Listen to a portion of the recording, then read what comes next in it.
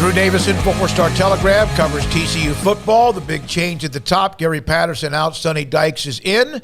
And he joins us on Sikkim 365 Radio. Craig Paul and David Smoak. Drew, thanks for your time. We saw a tweet, and I think it was from Kendry Miller, the running back from Mount Enterprise, a little school, of course, in East Texas, where he talked about just things he could breathe, that things were different. And I don't know if that's true or anytime there's a coaching change. Is there a difference? Do you sense there's a difference now with Sonny Dykes running the program compared to even in the last couple of years?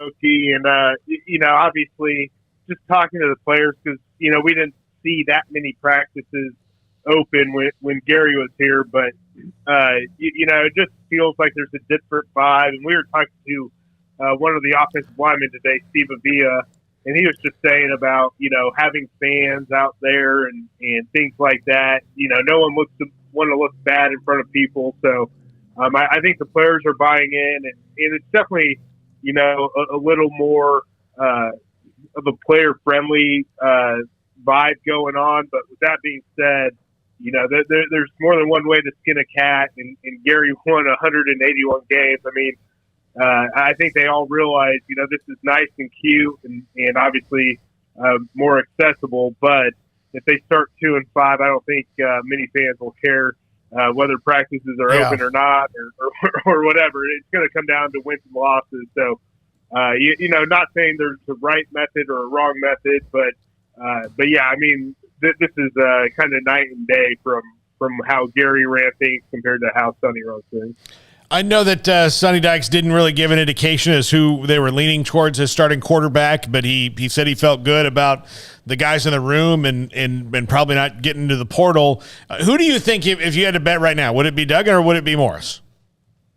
I'd probably say, just my personal opinion, I think Duggan has the slightest of edges. I don't think, this is going to be decided until fall camp, but just in terms of being able to read a defense, set up the O-line, I just think, Chandler's days are really, really good, kind of like the Baylor game, or then not so good. And there's just quite a bit of fluctuation between his good and bad days, whereas Duggan, it seems like it's a little bit more down the middle in terms of, there's just, you kind of know what you're going to get, so to speak. So, now whether that's good enough or not for the new staff, we'll see. But, I would say Duggan's just probably had a few more consistent days compared to Chandler, but Chandler may have more of an upside, so to speak. Drew, I know offensive line was a problem. They've got some guys coming back. How do they feel about that group? Is that one where they feel like they've got the bodies necessary and the talent necessary to roll with what they have? Yeah, just going off what they've said, they feel like the O-line's been one of the pleasant surprises. Andrew Coker, who's kind of been the right tackle the last 2 years, is getting some looks at left tackle, so he could be an option there. They've got some young guys, a kid named Marcus Williams and a kid named Michael Nichols from Justin Northwest, just up the road from TCU, is kind of pushing for one of those tackle spots too. Both of them are getting solid looks, and then they bring back the player I mentioned earlier, Steve Avila, who started a lot of games, and Gary mentioned last season he thought he was the best center in the country. And you also got, some other guys like John Land, and they brought in a SMU transfer interior lineman, Alon Ali, who could, challenge for some starts. So they do feel good, like they're going to have a good 8-9 man rotation in the O-line, and we'll kind of see where the chips fall as far as the starting five, but they do feel like that group, that unit, looks to be pretty solid early on. So the spring game is going to be actually what most fans would love to see probably more often, rather than a glorified scrimmage, an actual game with Duggan and Morris on different teams, and there's kind of a way to set up the rosters based on depth right now, injuries, etc. How much will that give you, as someone who covers TCU, a better perspective? Oh yeah, no, it's definitely nice, just to, kind of not rely on, as you guys know, if you call up the quarterback coach for a closed practice, they're probably going to say their unit's playing pretty well. Mm-hmm. Now we can actually see if they are or aren't, right? And So it just gives you, a better feel about the team, about where guys are, who's playing well, who isn't. I mean, if this was completely shut down, we would kind of just be going off, whatever assistant, says about Duggan or Morris, but now we can actually kind of see and feel kind of how they're playing. So it's definitely a different way of doing things, and it certainly gives us, better information because we're seeing it with our own eyes. Drew, do you get a sense that the offensive system is going to be a little more? I mean, I know it's Sonny Dykes wide open, but how much different will it be than what they were trying to do with Meacham? Yeah, I think it's going to be very different. And, actually we talked to Doug Meacham today, and I'll plug my Star Telegram story.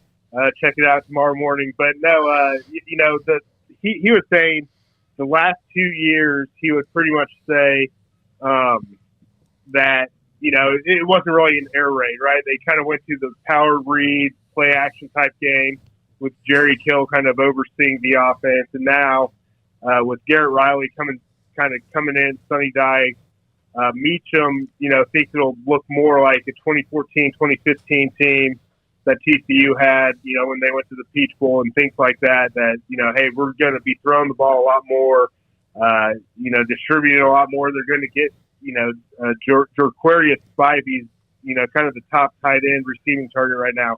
We're going to throw him the ball. So it's definitely, I think, going to kind of go back to what it was and be a true air raid, whereas the last couple of years is more of just, kind of your traditional smash mouth, run heavy offense.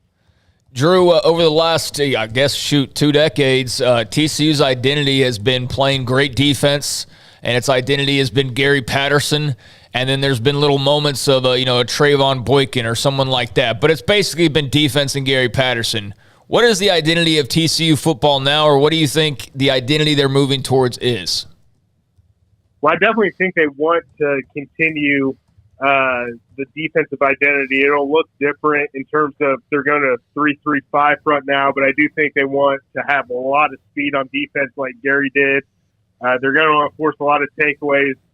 And playing, the 3-3-5, they kind of play more of a zone defense, so they should, in theory, get more takeaways. And just, so far in spring practice, it looks like some DBs are getting their hands on balls more, a little active in that department. But I also think, it'll be known clearly, from an offensive standpoint under Sonny Dykes, his track record, kind of speaks for itself, having top 15, top 20 offenses at SMU, developing Jared Goff at Cal, the number 1 overall quarterback in 2016 in the NFL draft. So I do think eventually the offense will probably outpace what the defense does, just given, kind of that's their bread and butter in terms of developing quarterbacks and, really airing it out and putting up some gaudy offensive numbers. And I think that's kind of what TCU wanted. A guy, obviously Gary's a legendary coach, has a statue out front. They wanted, it would have been really hard for a defensive guy to come in and kind of follow in those footsteps. So I think, here in the next 4 or 5 years, it'll certainly trend to being more of an offensive first type school. How good can Quentin Johnston be?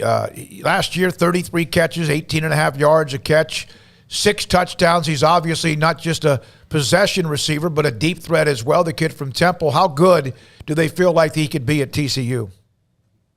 I mean, they feel like he can be all Big 12 type receiver just in terms of, or even beyond that, really pushing for some national receiving type awards, just given his ability to take the top off the defense. He's gotten, maybe more length and more speed than a Josh Stockton did a few years back. What Josh Stockton had was probably a better catch radius and more consistency catching the football. So Quentin Johnston just needs to, cut down his drops and maybe expand that catch radius a little bit more.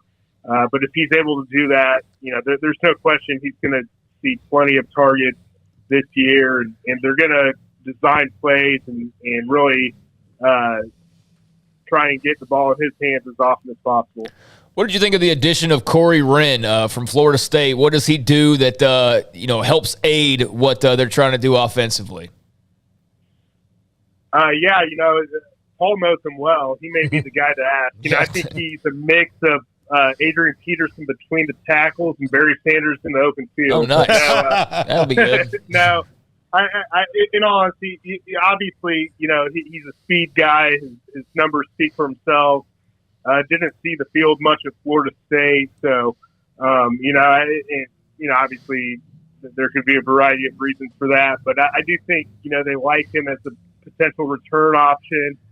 Get some looks there, but then just the speed guy. That this is, as you guys know, one of the fastest track state or one of the fastest states as far as track and field and sprinting. So anytime you can add speed like that, they're going to try and get the ball in his hands, and I would assume he'll be more of a gadget type player where jet sweeps or whatnot, just trying to get the ball in his hands quick and see if he can make something happen. But yeah, he's not practicing yet or on campus yet. But I do know they're excited about landing him just based on his pure athletic skill. Florida State must be pretty damn good if they gave up Adrian Peterson and Barry Sanders. I would say, Drew, that if he sees the field at TCU, Florida State didn't know what they were doing. If he doesn't see the field, then they probably knew what they were doing. So, I think that remains to be seen what's going on in Tallahassee. Please, by the way,